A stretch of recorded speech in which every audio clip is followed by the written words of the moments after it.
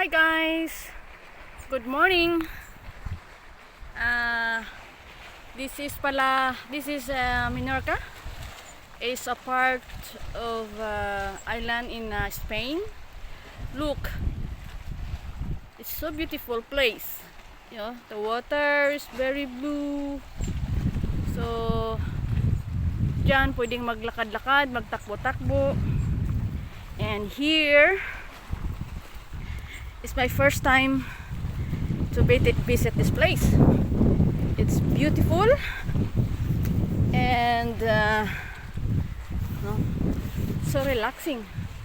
Look, maraming tumatakbo.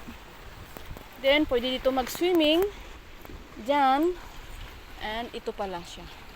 Okay, so you can see it's very beautiful place.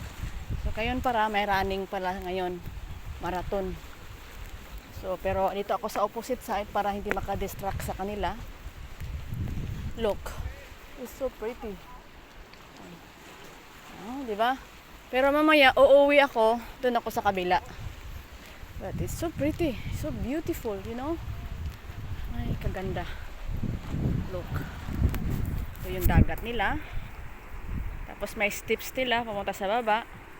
Pwede kang mag-swimming dyan.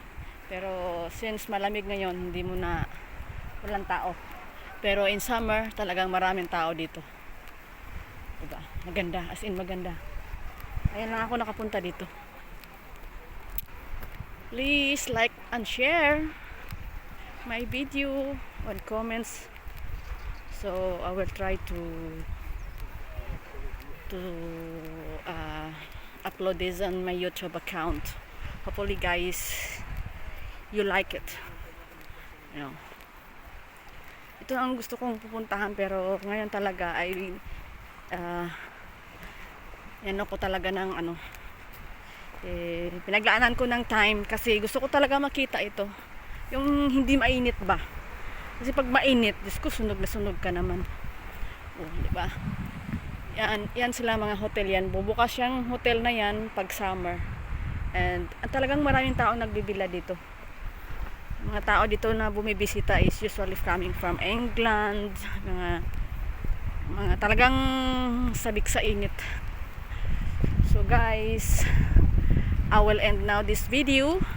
I hope you like it. And thumbs up naman dyan. O diba? Thank you guys.